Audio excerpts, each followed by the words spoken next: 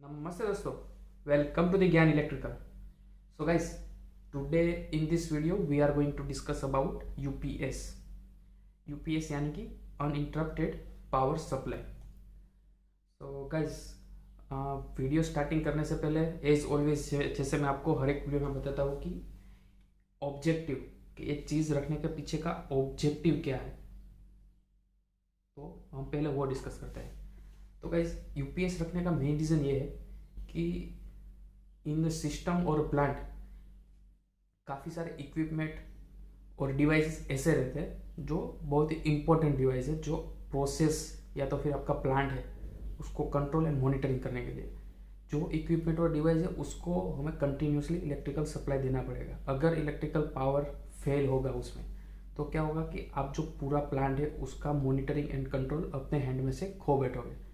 तो गाइस ऐसी situation create ना हो कि अगर पावर सप्लाई कहीं कट हुआ उस डिवाइसेस का और हम कंट्रोलिंग और मॉनिटरिंग खो बैठे अपने हाथों में से प्लांट का, ऐसी सिचुएशन क्रिएट ना हो, इसीलिए हम अनइंटरप्टेड पावर सप्लाई यानी कि यूपीएस प्लांट में यूज़ करते हैं।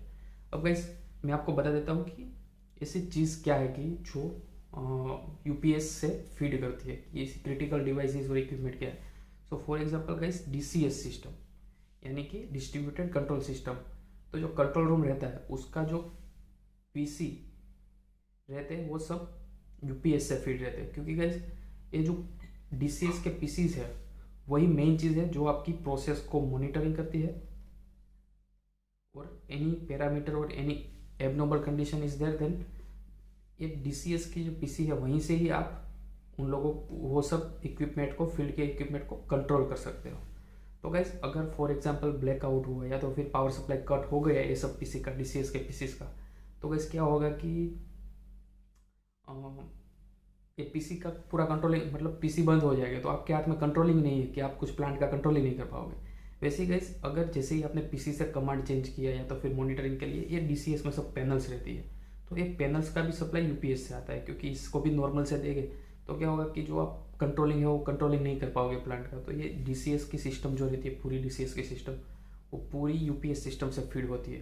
क्योंकि अगर फॉर एग्जांपल सीपीपी है या तो फिर ग्रिड से पावर आता है, वो कोई भी रीज़न के हिसाब से फेल हुआ तो क्या होगा गाइस कि आप है अपना प्लांट का पूरा कंट्रोल आपके हैंड में से खो बैठोगे और मॉनिटरिंग भी नहीं कर पाओगे कितना फ्लो चल रहा है, मतलब कोई भी पैरामीटर है वो आप कंट्रोल नहीं कर पाओगे और मॉनिटर नहीं कर पाओगे। तो गाइज ऐसी सिचुएशन क्रिएट ना हो इसीलिए ऑलवेज प्लांट में यूपीएस रखा रहता है। सो गाइज अब हम आगे नेक्स्ट देखेंगे यूपीएस का ब्लॉक डायग्राम और उसका पूरा फंक्शन कि यूपीएस में दो यूपीएस रहते हैं, UPS 1 UPS 2 and one bypass system रहता है SCVS, servo control drive, servo control stabiliser SVS, उसका फंक्शन क्या है वो सब हम भी आगे नेक्स्ट वीडियो में अभी आगे ये वीडियो में देखेंगे। सो गाइज पहले तो मैं आपसे डिस्कस करता हूँ कि यूपीएस है वो फंक्शन कैसे करता है, बाद में हम जाएंगे उसकी ऑटो चेंज ओवर स्कीम पे, लेकिन पहले मैं आपको बेसिक ओवरव्यू बता देता हूँ यूपीएस का कि यूपीएस है वो इनपुट ऐसे है और आउटपुट में ऐसी कैसे निकालेगा। So guys first let it is a 415 volt AC incoming supply.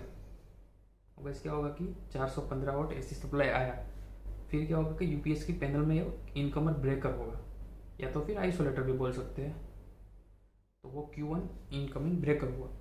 जैसे ही आप इसको क्लोज करेंगे तो इसका सप्लाई आगे जाएगा और फर्स्ट यूनिट जो आएगा वो आएगा गाइस रेक्टिफायर यूनिट।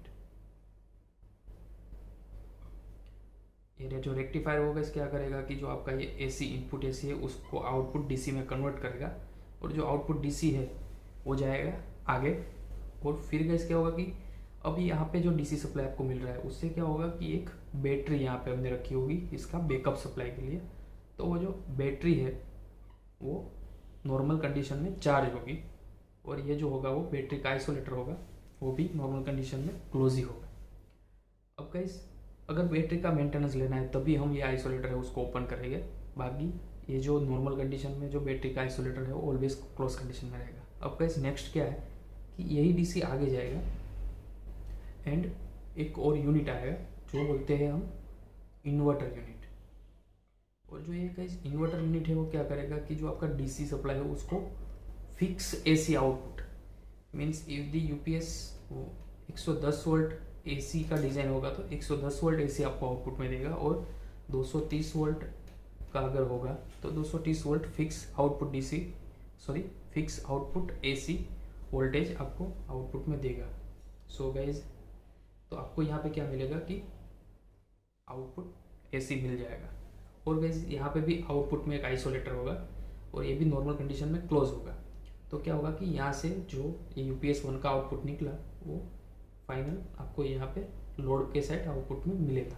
तो गाइज ये जो नॉर्मल सिंगल यूपीएस का एक डायग्राम मैंने आपको बताया कि ऐसे पूरी सिस्टम है, AC to DC, DC to AC, और बैटरी चार्ज होती है। अब गाइज हम बात करेंगे कि जनरली क्या रहता है कि 2 यूपीएस रहते हैं और उसके साथ एक एससीवीएस रहता है। एससीवीएस यानी कि सर्वो कंट्रोल वोल्टेज स्टेबलाइजर। तो ये तीनों साथ में कैसे ऑपरेट करता है, कौन कौन सी कंडीशन पे और कौन कौन से फॉल्ट पे कौन सा चेंज ओवर कैसे होगा, उसके बारे में हम भी आगे इस वीडियो में डिस्कस करेंगे। सो गाइस चलो अब देखते हैं यूपीएस के बारे में, यूपीएस के ब्लॉक डायग्राम के बारे में। सो गाइस यहाँ पे क्या है कि ये यूपीएस 1 है ये पूरा, और ये पूरा यूपीएस 2 है, और ये दोनों का आउटपुट है वो जाता है डायरेक्टली लोड में। अब गाइस जनरली क्या होगा, पहले मैं आपको बता दूँ कि ये यूपीएस 1 यूपीएस 2 यहाँ पे क्या होगा गाइस दोनों जगह कि ये दोनों ब्लॉक है वो रेक्टिफायर ब्लॉक है। यहाँ पे एसी टू डीसी होगा, वो डीसी आगे जाएगा, बैटरी को चार्ज करेगा। तो गाइस क्या होगा, जनरली ये भी जनरली क्लोज होगा, ये भी क्लोज होगा, ये भी क्लोज होगा, और ये भी क्लोज होगा। ये सब आइसोलेटर क्लोज हो गए। उसके बाद में आगे जाएंगे तो डीसी टू एसी होगा दोनों में, और ये जो यूनिट है उसको बोलते हैं इन्वर्टर यूनिट। अब गाइस नेक्स्ट ये जो स्विच है वो स्टैटिक स्विच है, मीन्स इट इज़ ये जो स्विच है वो डिजिटल स्विच, स्टैटिक स्विच बोलते हैं। मतलब कि इसको जब कोई भी अपने कंट्रोलर से सप्लाई मिलेगा तब ये स्विच ऑन होगी, और जब सप्लाई मिलता बंद हो जाएगा तब ये डिस्कनेक्ट हो जाएगी। तो इसको बोलते हैं स्टैटिक स्विच। ये रखने का रीज़न मैं आपको गाइस आगे बताता हूँ, क्योंकि अगर क्या है कि अगर यूपीएस 1 में से यूपीएस 2 में चेंज ओवर लेना है और 2 में से 1 में लेना है तो ऑटोमेटिकली होना चाहिए, हमको वहाँ जाकर सिलेक्शन करके नहीं करना है। तो उसके लिए ये स्विच रहती है माइक्रो कंट्रोलर स्विच। इसको ऑटोमेटिकली ये माइक्रो कंट्रोलर से प्रोग्राम मिलेगा ये स्विच को, और कमांड मिलेगा तो क्या होगा गाइस कि ऑटोमेटिकली चेंज ओवर हो जाएगी, जिस हिसाब से चेंज ओवर स्कीम है उस हिसाब से। तो इसके लिए इसको बोलते हैं स्टैटिक स्विच, जो डायरेक्टली कंट्रोल है माइक्रो कंट्रोलर से। और जो उसका दोनों का जो सप्लाई अभी आगे आएगा, ये दो यूपीएस 1 और यूपीएस 2 का जो सप्लाई आगे आता है वो जाता है आउटपुट ब्रेकर में। तो गाइस ये जो दोनों ब्रेकर है वो Q2 ये यूपीएस 1 का आउट ब्रेकर और ये यूपीएस 2 का आउट ब्रेकर, और ये भी जनरली गाइस क्या रहेगा, ये भी दोनों क्लोज ही रहेंगे, और ये जाएगा डायरेक्टली दोनों का सप्लाई आउटपुट में। अब वैसे इतने सारे ब्रेकर रखने का रीज़न क्या है, ब्रेकर और आइसोलेटर कुछ भी बोल सकते हैं, वो गाइस मेन रीज़न यही है कि अगर यूपीएस 1 है या तो फिर यूपीएस 2 है, उन दोनों को मेंटेनेंस में लेना है तो उसको क्या करना पड़ेगा गाइस कि दोनों सिंक में चल रहे हैं तो दोनों को डिस्कनेक्ट करना पड़ेगा लोड से। तो इसीलिए गाइस ये जो आउटपुट, इनपुट, आउटपुट और बैटरी तीनों का आइसोलेटर रखा रहता है। अब गाइस हम बात करेंगे एससीवीएस के बारे में। अभी मैंने यहाँ पे एससीवीएस बताया नहीं है, लेकिन एससीवीएस वो ऐसा है कि सर्वो कंट्रोल वोल्टेज स्टेबलाइजर है। मतलब कि अगर दोनों यूपीएस है वो फेल हो जाएंगे तो ही वो लाइन में आएगा। तो उसके बारे में मैं आपको आगे बताऊंगा, लेकिन पहले अभी हम ये दोनों का जो चेंज ओवर स्कीम है वो देख लेते हैं, वरना क्या होगा गाइस कि मैं अगर उसको भी साथ में लूँगा तो हम कंफ्यूज हो जा सकते हैं। इसलिए पहले हम इसकी बात कर लेते हैं, बाद में मैं उसको भी डिस्कस करूँगा। अब गाइस जनरली नॉर्मली क्या रहता है, हेल्दी सिस्टम है तब नॉर्मल सिस्टम में गाइस यूपीएस 1 और यूपीएस 2 दोनों साथ में पैरेलली रनिंग करेंगे। अगर गाइस 100 एम्पियर का आपका लोड है तो दोनों यूपीएस 50-50% यानी कि 50-50 एम्पियर लोड शेयर करेंगे। मतलब कि दोनों 50-50% लोड शेयर करके ही चलेंगे। अब गाइस सपोज यूपीएस 1 है, उसका इनकमिंग सप्लाई बोल रहा हूँ फ्रेंड्स, इनकमिंग सप्लाई फेल हुआ तो क्या होगा गाइस कि यूपीएस 2 तो फीड कर ही रहा है, और इस यूपीएस 1 का इनकमिंग सप्लाई फेल हुआ, इसका मतलब कि आपके पास इनकमिंग में सप्लाई नहीं आ रहा है। तो गाइस क्या होगा कि हमने इसीलिए बैटरी रखी है, तो बैटरी लाइन में आ जाएगी और बैटरी वो लोड को फील्ड करेगी। कब तक फील्ड करेगी, जब तक बैटरी के पास कैपेसिटी है तब तक। अगर उस तक में वोल्टेज इनकमर का जो यूपीएस 1 का इनकमर है उसका वोल्टेज या तो फिर सप्लाई आया नहीं, तो फिर क्या होगा कि टोटली लोड है वो ट्रांसफर हो जाएगा यूपीएस 2 पे। अब गाइस सेम, अगर यूपीएस 1 है वो हेल्दी और यूपीएस 2 का सप्लाई फेल हो गया तो वैसे ही बैटरी लाइन में आएगी और बैटरी डिस्चार्ज हो जाएगी, बाद में पूरा लोड है ऑटोमेटिकली यूपीएस 1 पे ट्रांसफर हो जाएगा। और गाइस ये कौन करता है, ये करने के लिए हमारे पास स्टैटिक स्विच है, मतलब कि कंट्रोलर सेंस करेगा कि भाई आपकी बैटरी है उसका वोल्टेज डाउन आ रहा है, अब बैटरी हो ऑलमोस्ट अबाउट टू डेड है, वो डिस्चार्ज हो गई है, तो ऑटोमेटिकली माइक्रो कंट्रोलर सेंस करके इस स्टैटिक स्विच को कमांड दे देगा, ये स्टैटिक स्विच सॉरी यूपीएस 2 की स्टैटिक स्विच को कमांड दे देगा, ये ओपन हो जाएगी तो टोटली पूरा लोड है वो यूपीएस 1 पे ट्रांसफर हो जाएगा। सो गाइज आई होप कि आप समझ गए होंगे कि क्या कंडीशन है दोनों की नॉर्मल में चलने की और जब कोई भी एक इनकमर फेल होता है। अब गाइज मैं बात करने वाला हूँ इन्वर्टर फेल, क्योंकि गाइज बैटरी कब तक लाइन में आएगी, जब तक इतना पार्ट में प्रॉब्लम है तब तक। अगर गाइज यहाँ आगे प्रॉब्लम आया इन्वर्टर में तो फिर बैटरी भी फीड नहीं कर पाएगी, क्योंकि यहाँ डीसी से एसी होगा ही नहीं। तो गाइज अगर इन्वर्टर में फॉल्ट हुआ, फॉर एग्जांपल यूपीएस 1 के इन्वर्टर में फॉल्ट हुआ, तो गाइज ऑटोमेटिकली पूरा लोड है वो यूपीएस 2 पे आ जाएगा। सेम अगर यूपीएस 2 के इन्वर्टर में फॉल्ट हुआ तो पूरा लोड है ऑटोमेटिकली ट्रांसफर हो जाएगा यूपीएस 1 पे। तो गाइज इसीलिए इसको बोलते हैं पैरेलल रिडंडेंट सिस्टम, कि नॉर्मल कंडीशन में दोनों पैरेलल में चलेंगे और कोई भी एक यूपीएस में फेल आएगा और प्रॉब्लम आएगा तो ऑटोमेटिकली दूसरे पे ट्रांसफर कर देगा। अब गाइस बात हुई, अब मैं बात करने वाला हूँ एक ऐसी कंडीशन की कि भाई इनकमिंग सप्लाई चला गया दोनों का और दोनों की बैटरी भी डिस्चार्ज हो गई, उस टाइम पे गाइस क्या करेंगे, तो उस टाइम पे गाइस आएगा SCVS servo control voltage stabilizer line में। और दूसरी चीज़ रेयर सिचुएशन है, बट अगर दोनों के यूपीएस में प्रॉब्लम आ गया, सॉरी दोनों के यूपीएस के इन्वर्टर में प्रॉब्लम आ गया, तब भी क्या होगा गाइस, तब भी गाइस SCVS लाइन में आएगा, मतलब बैकअप का बैकअप है SCVS। सो गाइस अब हम बात करेंगे SCVS के बारे में। मैं पहले SCVS का ब्लॉक डायग्राम बना लेता हूँ। सो गाइस जो यहाँ पे मैंने जो पूरा रेड वाले पार्ट में जो सर्किट बनाया है वो पूरा SCVS का सर्किट है। तो SCVS यानी कि सर्वो कंट्रोल वोल्टेज स्टेबलाइजर। अब गाइस ये जो SCVS है वो टोटली ऑटो ट्रांसफॉर्मर सिस्टम है, यहाँ पे कोई AC टू DC और DC टू AC वाली फिनोमिना नहीं हो रही है, और डायरेक्टली AC को AC में ट्रांसफर करता है और वो भी ऑटो ट्रांसफॉर्मर से। तो जो गाइस ये जो मैंने आपको बताया दिखाया है वहाँ पे वो है ऑटो ट्रांसफॉर्मर। तो गाइस क्या होगा कि यहाँ पे 415 वोल्ट आ रहे होंगे और डायरेक्टली ये अगर ये 110 वोल्ट का यूपीएस है तो आउटपुट में डायरेक्ट 110 वोल्ट मेंटेन करेगा और वो भी AC टू AC है। सो गाइस अब क्या होगा कि जैसे मैंने आपको आगे बताया कि यूपीएस 1 और यूपीएस 2 फेल हो रहे हैं, यानी कि फेल हो गए कुछ भी रीज़न के हिसाब से, इन्वर्टर का दोनों का प्रॉब्लम आ गया या तो फिर दोनों की बैटरी डिस्चार्ज हो गई ये, और यूपीएस का इनकमिंग सप्लाई दोनों का अवेलेबल नहीं है, तो क्या होगा कि अब उस कंडीशन में गाइस क्या होगा कि जो माइक्रो कंट्रोलर रहेगा यूपीएस में वो क्या करेगा गाइस कि ये जो स्टैटिक स्विचेस है 1 2 3 4, तो वो चारों को इस हिसाब से कंट्रोल करेगी कि जैसे आउटपुट साइड लोड साइड कोई डिस्टर्बेंस नहीं आना चाहिए और डायरेक्टली चेंज ओवर हो जानी चाहिए। मतलब कि ये जो यूपीएस की जो स्विच है स्टैटिक स्विच वो डायरेक्टली ओपन हो जाएगी और ये जो है वो क्लोज हो जाएगी। सेम वे यूपीएस 1 की जो स्टैटिक स्विच है ये ओपन हो जाएगी और SCVS की जो स्टैटिक स्विच है वो क्लोज हो जाएगी। तो कैसे क्या होगा कि जो SCVS से जो सप्लाई आ रहा है वो डायरेक्टली यहाँ आउटपुट साइड निकल के आपके आउटपुट लोड में बनेगा। वैसे ही सेम यहाँ से वोल्टेज सप्लाई आपका आएगा और आपका फीड करेगा डायरेक्टली लोड में। और ये पूरा पार्ट है दोनों, ये जो इतना यूपीएस 2 का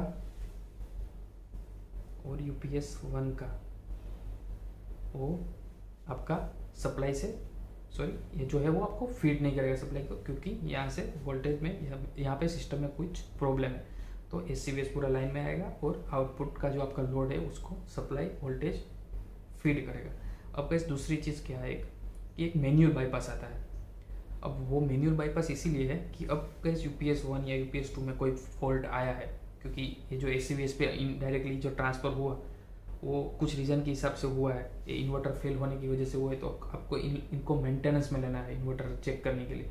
तो गैस क्या करेंगे आप डायरेक्टली मेंटेनेंस में नहीं ले सकते, क्योंकि गैस आप यहाँ देख सकते हो